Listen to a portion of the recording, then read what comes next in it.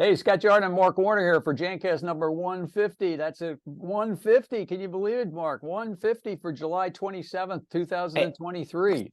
It seems like we ought to be celebrating a biweekly birthday for Jancast and making a big deal about 150. That's right. And we won't even talk about the fact that it's July 27th, and that means someday you'll get that snowblower out.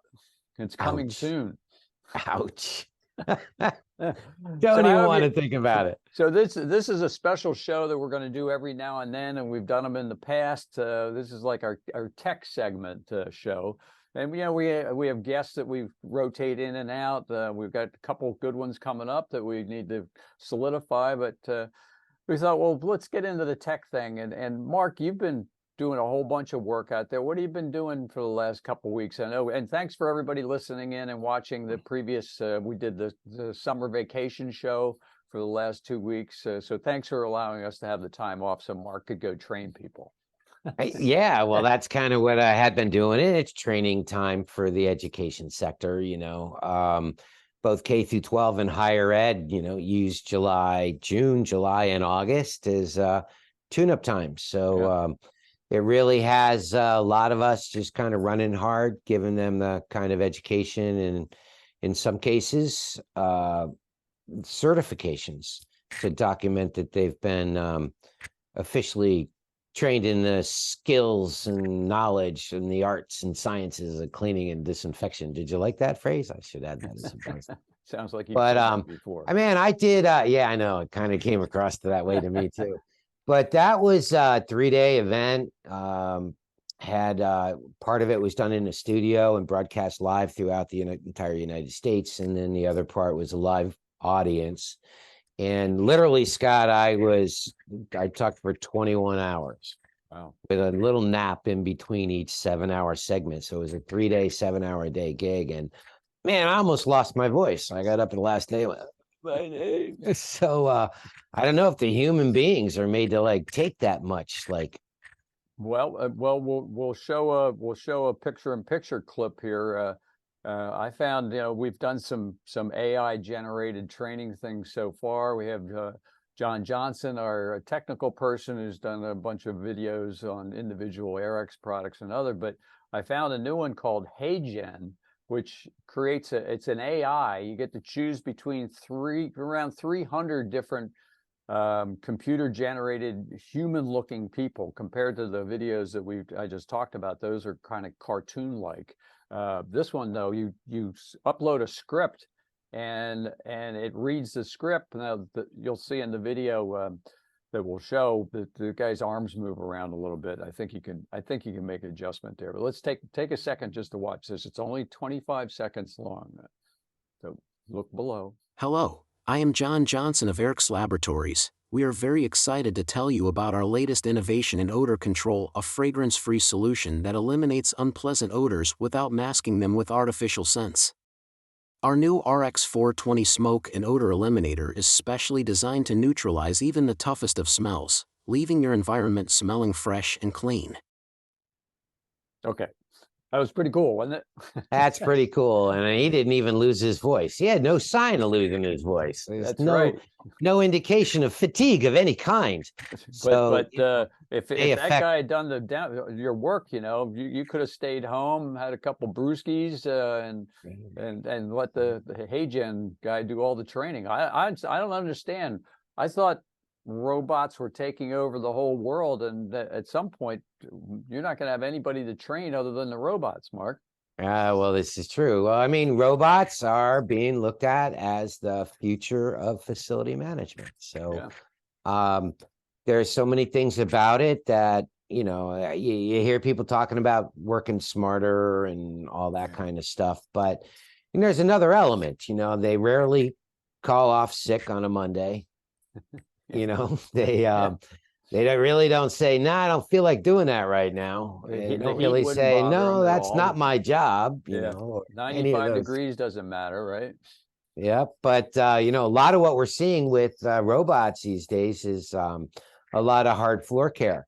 Yeah. And it really takes me back. I know that I've seen hard floor care going on in supermarkets and retail stores, and they're not real high-tech units, those things. And you know, it reminds me of our show with John Hill. Yeah. I'm not sure, when was that, Scott? May 4th of 2022. So it was over a year ago.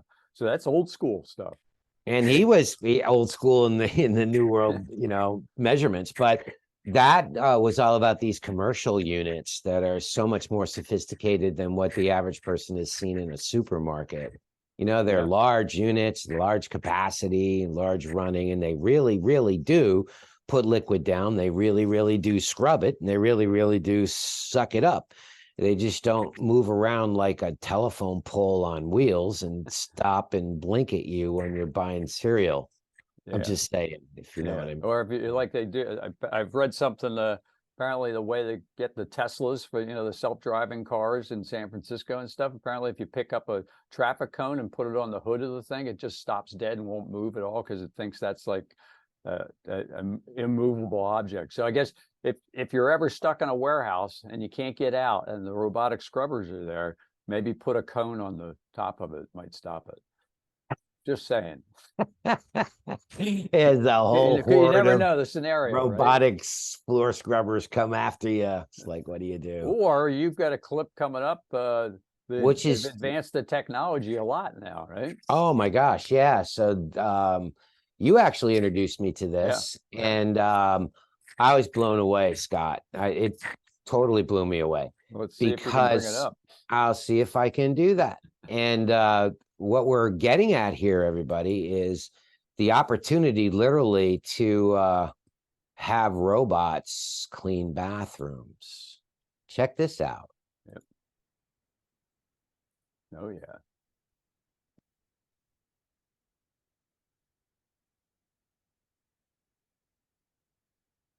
Man, look at that thing, huh? Amazing. There's equipment like that that's humans use. Yeah, that's right. Different color. Different color. So the more interesting thing is it's actually also deals with the floor. Watch this. Yeah, this is pretty cool. It works. It's actually, it's kind of like a construction person. It works its way out of the room by spraying the floor. And then it heads back in and it picks it all back up, changes its own tool. Yeah. And vacs it all up.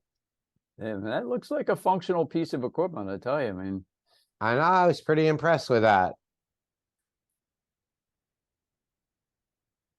And it's only $200,000 a piece. we don't really know, do we? But if you don't have to pay it, you know, it lasts a few years, probably pay for itself, right? Especially if you can just send it into the bathroom. Next thing you know, it's done, right? Look at that thing. It's going to wet back up all the stuff it just sprayed down. The nice thing, it also give the proper dwell time too, right? Yeah. You can probably program that into it. And it probably can't catch COVID. Yeah, or anything else for that matter. So that was, I thought that was just fascinating. And when you really showed cool. me that, I was like blown away. Yeah, well, like it makes me think of, you know, don't want to date myself too much, but do you remember the show The Jetsons, right? And oh yeah, and there's Rosie. She not only did she cook, she also cleaned the place up too. Yeah, so you never know. So we got another one of those coming up, right? So this is Anna, yeah, toilet cleaning robot. In a minute or two. Yeah. Yeah. We'll have it for you, folks. He's just clicking away. That's all. Yeah. So this one, when you see it, is going to be like, I don't know. It doesn't look. This good. one, it Doesn't totally look like reminds me. yet. It reminds me of Rosie. So here we go. Here we go, Scott. Mark's the expert in screen sharing, so we put that technical hurdle in your hands, Mark. Yeah, well, doing multiples are kind of tough. So this one, you know, more importantly, understood the value of PPEs. Yes. So, it needs a face mask too. Yeah, it doesn't have a face. It doesn't have even a head. It's got shoulders. Yeah, I think a head might come in handy. Yeah, but then they would have to have a mask and goggles. This can also walk your dog, I believe. I think, one of these days we're going to see this driving an Uber. And I think this looks like a proof of concept. Yeah, I don't think we're gonna see this Rosie working anytime I soon. know. But does Rosie remember to flush the toilet when she's done, though, Scott? Only if there's actual water in there. Look at that. Oh, there you Boom. go. And Good job, Rosie. the robot knew to put the toilet seat down. That's really smart because you don't want the blowback of the stuff getting airborne, right? That's right. According to Daryl Hicks, that's Yeah.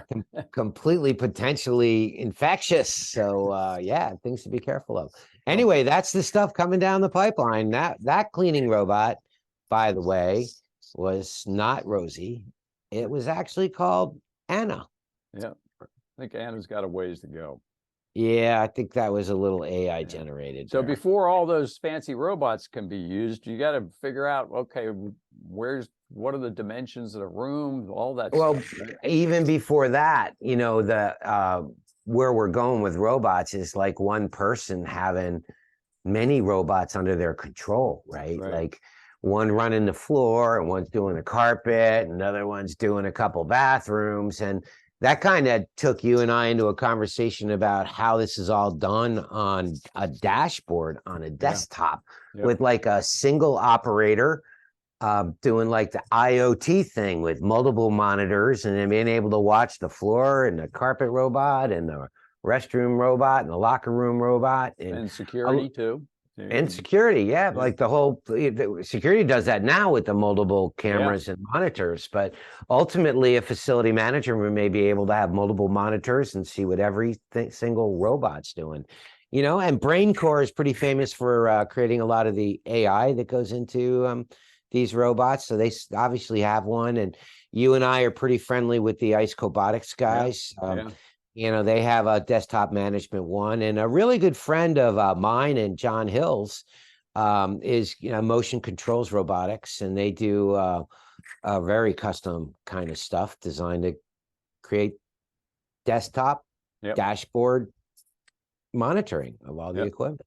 So that's really cool. But some of the things that people talk about with robots is the challenge to, how do you teach them what they're supposed to do first? Like they're really good at repetition, but how do you teach them first? And you found some things that were pretty interesting on that. Yeah, well, there's a couple commercial ventures. One's we'll put the links for it in the show notes, but it's measuresquare.com, which allows you to do commercial as well as residential, commercial floor plans, because to be able to get these robots to work, they have to know where to go and where the layout of the room is and all that. So that's where you're going to do this for a large facility. You either have the architectural drawings that you could load into one of these programs, or you could scan it or map it as well. And then if you want to try this at home on an individual basis, using a iPad or an iPhone that has a LiDAR camera on it, which would be one of the newer ones, there's an app called canvas.io, and then we'll put that in the show notes too. And that enables you to essentially just start the app up and you scan the room and you move it around, and it actually changes colors when it has a good enough scan of the area. And so you move on to the next section, and you can do multiple rooms. And then there's software that'll piece all that together. So it's pretty impressive. The technology, that's all free. It comes with your phone or your iPad you've already got. So yeah, technology's I don't know, Mark, I guess you're not going to have to go talk for 21 hours at some point.